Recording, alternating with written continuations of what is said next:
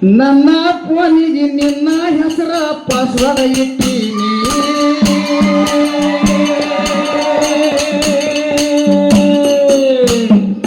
wall paper ಇಟ್ಟು ಬೆಳಗ್ಗೆದು ನಿನ್ನ ಮಾರಿ ನೋಡ್ತೀನಿ